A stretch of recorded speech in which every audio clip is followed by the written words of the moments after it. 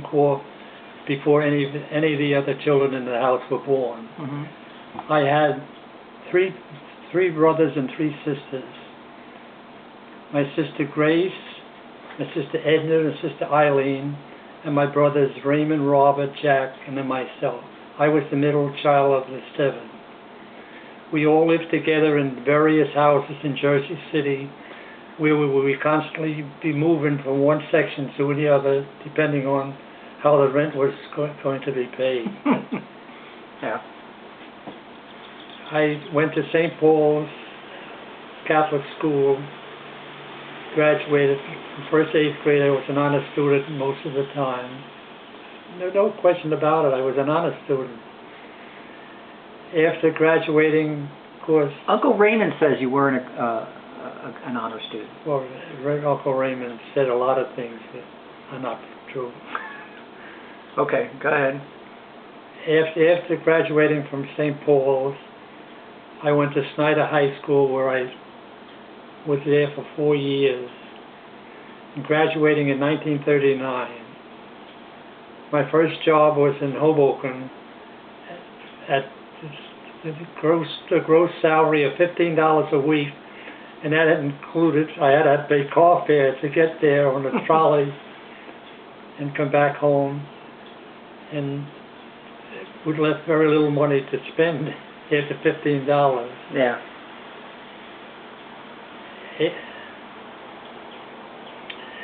After my first job decided that I could work for General Electric. So at the time that the war actually broke out, I was working for General Electric in New York City on 14th and in some service bureau, using a fax machine and printing out orders and things like that. Wait, when you say the war broke out, you mean the Germans invading Poland? No. I was working at General Electric when the war broke out in 1941. I was working there. On the day of Pearl Harbor, when the Japanese attacked us, I was at home listening to the radio of the football game between the New York Giants and the Brooklyn Dodgers. Brooklyn Dodgers used to be in the Professional Football League. And of course they kept interrupting the broadcast with announcements. We have an urgent bulletin. Pearl Harbor has been attacked. And constantly all members of military installations are told to report back to their station. And how old are you? I was 21 at the time. Okay. Of course you had to sign up for the Army because they were drafting people at that time. But I was waiting to be drafted because since I wore glasses and my first choice, which would have been the Navy, I would probably not be accepted. So that's why I waited till I was drafted.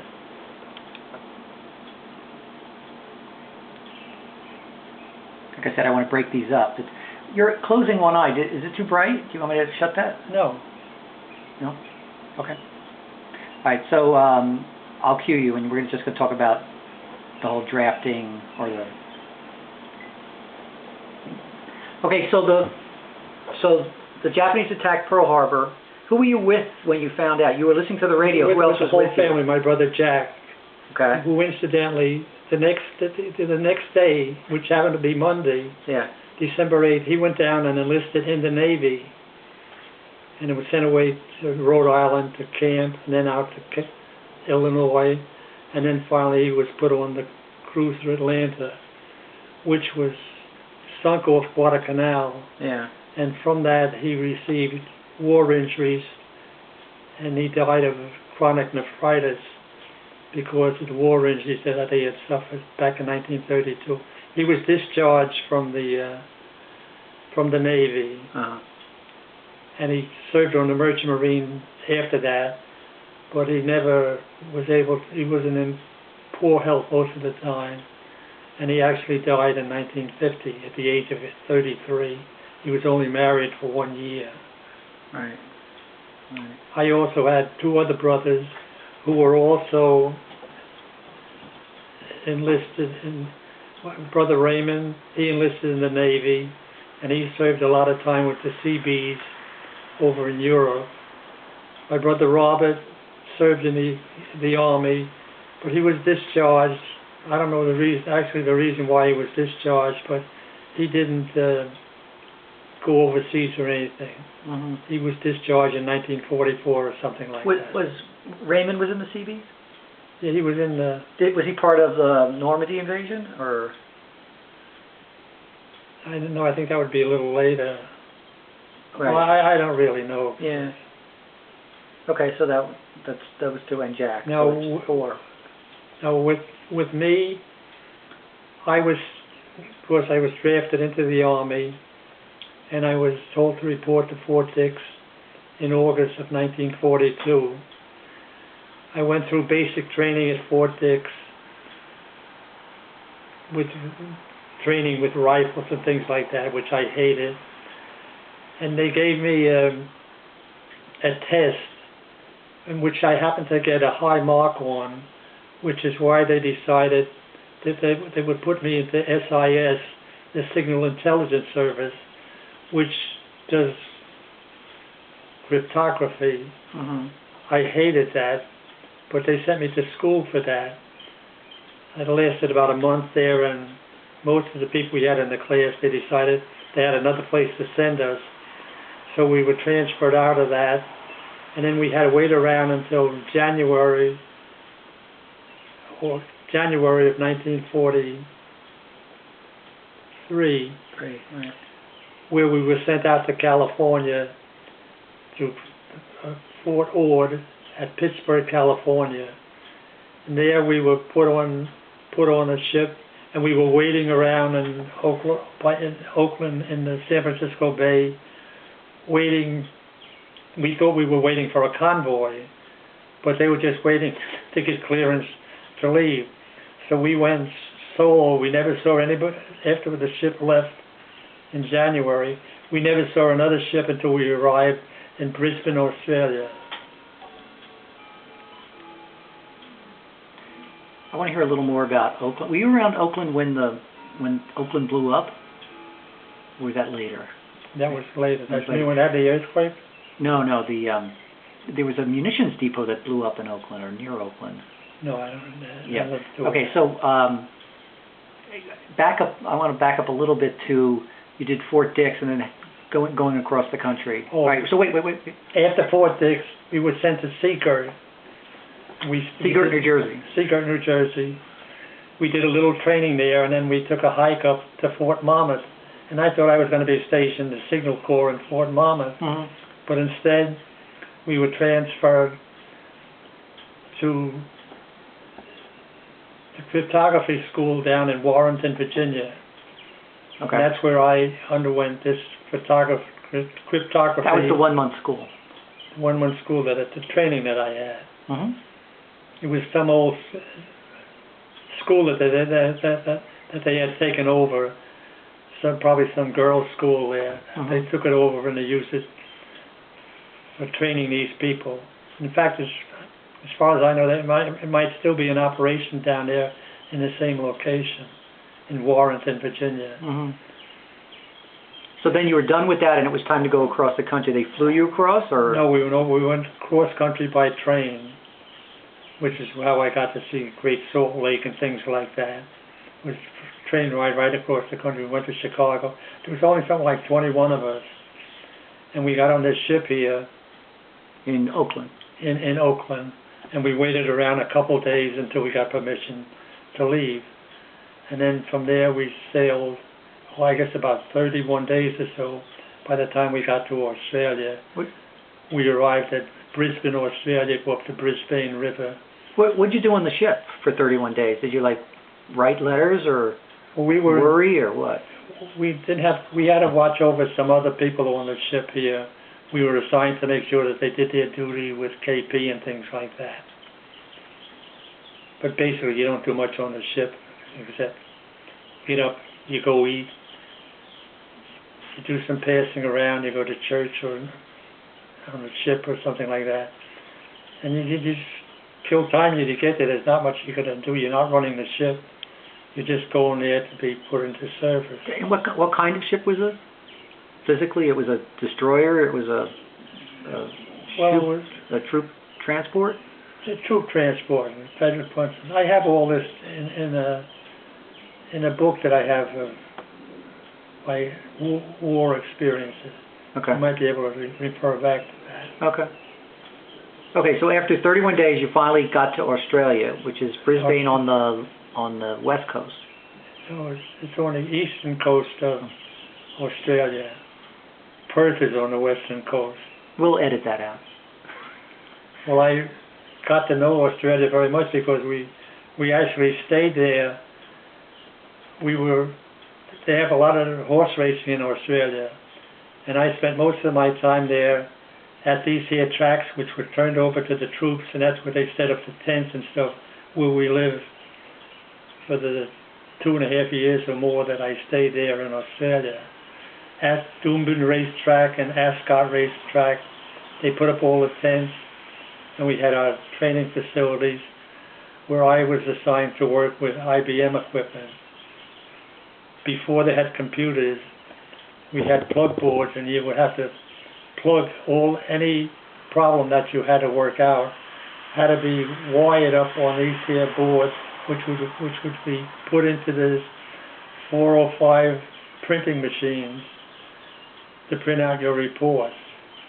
And basically what we were doing, we would intercept Japanese messages, and they would try to decode them by breaking them down into 4-digit numbers that are transmitted, and try to come up with some sort of solution that we could, make something out of it. Mm-hmm. We didn't have much success with that until, I think it was in 1944. There was a lot of Japanese ships were sunk off the island of Wewak off the coast of New Guinea. Mm-hmm. They sent divers down, and they recovered all this here code books from that. And the Japanese didn't know that they had done that, right? No, but they knew the ships were sunk, but they didn't know that we sent down divers to check the ships out. So they brought up all these additive books and code books. They brought them up over to our unit, and we were putting them in ovens and everything else to dry them out, make sure we could work with them. And once they were all dried out, we were able to intercept all the messages that the Japanese sent and decode them almost immediately. I know it gets a little involved. But obviously they're in Japanese, right? So you'd have people who understood Japanese while you're decoding? Well, no, they would be sending letters. They wouldn't be sent Japanese symbols. They would be regular codes or numbers. Okay. Or actually, but the language would be Japanese, right? No. No. They might be Japanese, what they were referred to. Okay. But I guess there's no facilities for transferring Japanese codes. Right, right. They would send like A, B, C, D, and things like that. It's very difficult. I don't know if you want to go into how we actually decoded these things. You would have a code book with a lot of designations, 4-digit code numbers for battalion numbers, locations, names of employees or soldiers, individual officers and things like that. And you would have all these numbers. And if you were writing a message, you would go to that code book and you would pick out the numbers, these 4-digit numbers that you wanted to send a message with.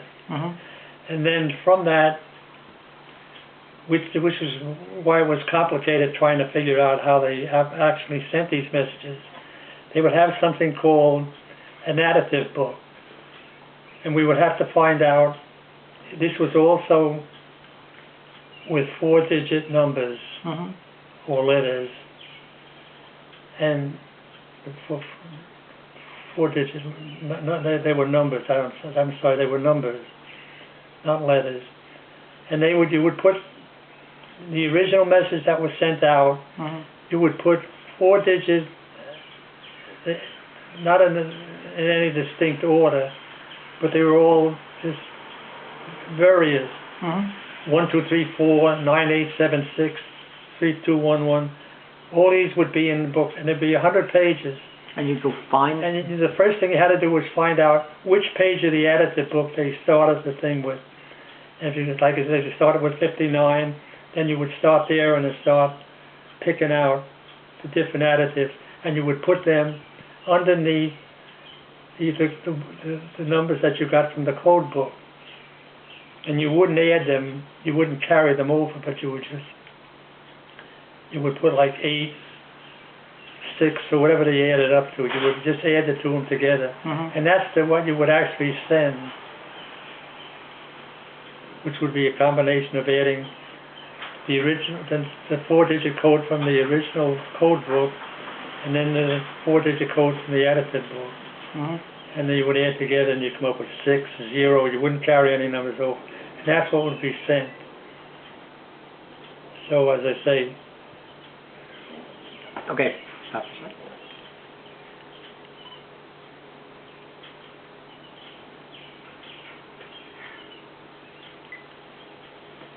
Okay, so you're decoding these encrypted transmissions. When you decode it, what did you then do with it? Oh, they were sent out to officers in the field, you know, U.S. officers in the field. Right. And they could be in the Navy, or they could be in the Navy or naval installations or military installations, and they would do what they had to do with it. You know, if they were sending some troops, go see if they could intercept those troops before they arrived at their certain place. Okay. Did you know what you would just decode it, but could you read in what you were decoding, they're sending troops to something? Or you couldn't actually read it? We couldn't get that, but the other people, because we were actually working with the code books themselves. Got it. Okay. The people that would be doing the decoding, they would get the message and they would do the coding. So you would do this 10 hours a day, 7 days a week, or how would it work? Well, usually you had 3 shifts. Okay. And as I say, we were at these racetracks, and that's where there was 4 people to a tent. And then they have this whole signal intelligence operation, all in this here racetrack. Right. So sitting in the racetrack is the racetrack isn't in operation this entire time, oh, right? Of course not. No. So you're there in a 4-man tent for years? 2 years you lived in a tent? Yeah. Do you get days off? Oh yeah, you would get some time off, and you could go. Since we were in Brisbane, we could go outside the racetrack and catch a tram and take it down to downtown Brisbane if you wanted to see a movie or something like that. Were there girls around? I wasn't involved with girls at that time. It's okay. You can admit it, you know. Well, there weren't. I mean, they would have dances and things like that, but I'm not much into dancing. Did they warn you about girls could approach? Because obviously you guys have important information. Did the enemy try to infiltrate in any way, or is that more of a German thing? No, you didn't wear any insignia that they wouldn't know who you were. You were just a GI. There were other GIs come there. Okay. We weren't the only GIs in Australia. A lot of people, when they first come over too, went to Australia first. They did some additional training, and then they were shipped out. Did combat troops come through there, or were they all intelligence kind of people?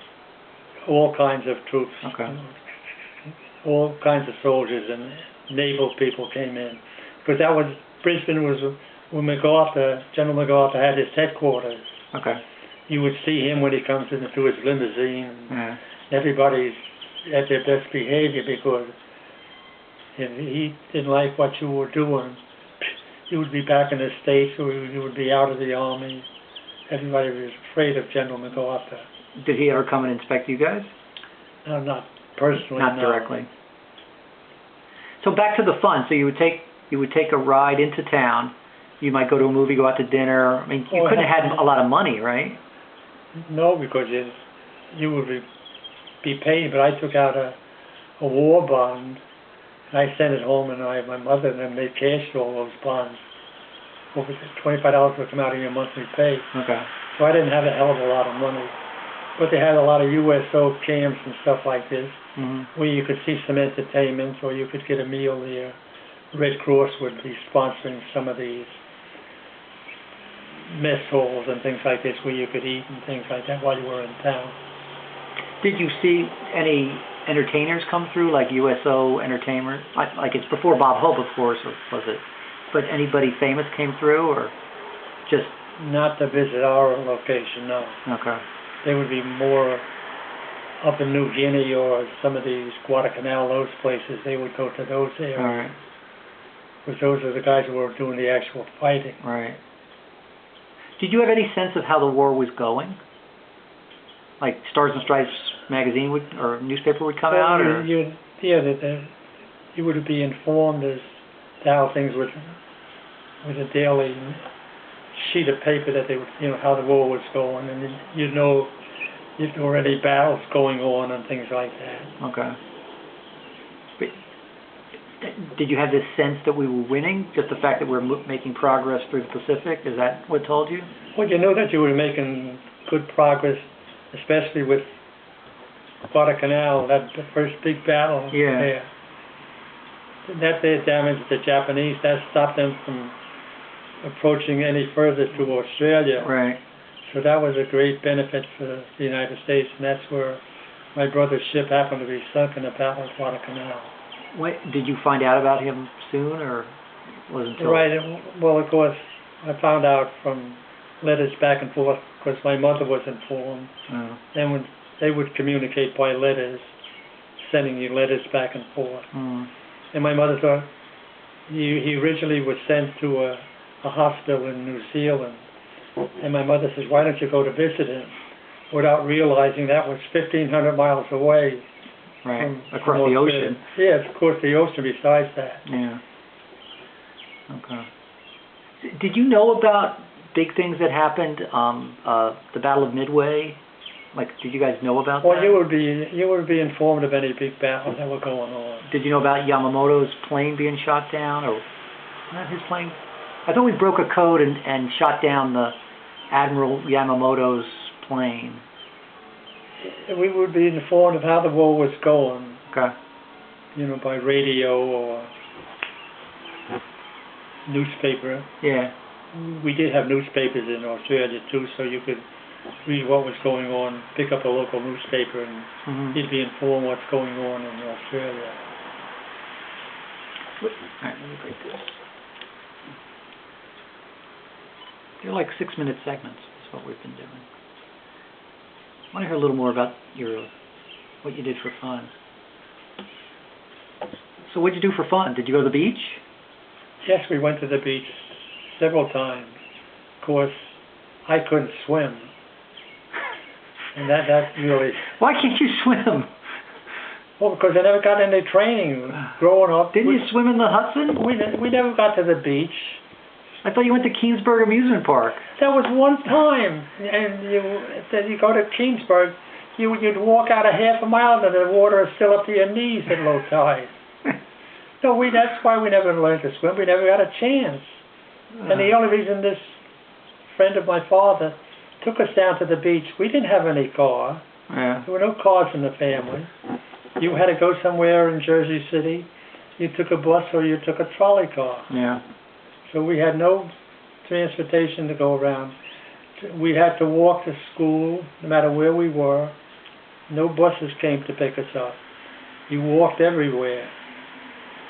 Some people that lived on the outskirts of your particular parish, like my cousin Walter Miller, he was in the same grade class as I was. Right. It would take him almost 45 minutes to walk from his house up to the school, and then they'd eat lunch at school, and then after they would have to walk back home again. No buses. The only buses we had in Jersey City were for the crippled school children who went to a particular school where they were able to treat them. But everybody else walked to school. There were no buses carrying people back and forth. Of course, we had sidewalks. That's a big difference. Yeah. But you still had to cross an awful lot of streets. in order to get to the school. Didn't your dog get hit by a bus? Yes. What happened there? Well, there's buses going back and forth on the streets in front of your house. Mm-hmm. And dogs chased cats and vice versa. One of them miscalculated and got hit by a bus. Mm. There wasn't anything you could do about it. Very easy to lose an animal there. All right, we're going to go back to the war now. Let me just take a look at it. How you doing? You all right? Yeah, I just looked at it. That's mail. Your mail has come. You're doing great. This is more than I've ever known.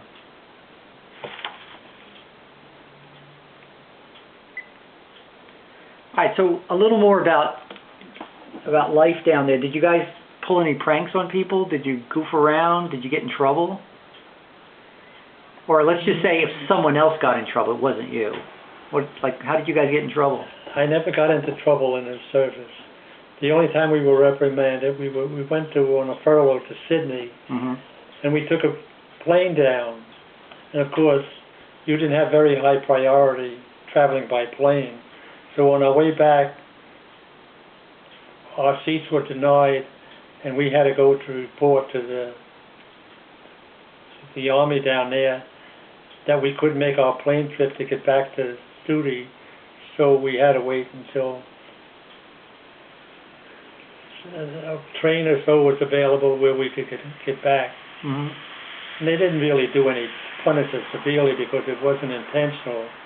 We had bought the tickets, but we were denied permission to travel because you didn't have that kind of priority. Somebody else needed those seats on the plane. This was a commercial plane. It wasn't mm-hmm. an Army plane. Right. So that's the only time I had any trouble in the Army. We lived up to the law all the time. Hmm. You have photographs of your Yes. of your Army stuff. We'll look at those in a little bit. Wait, I could get that. Okay.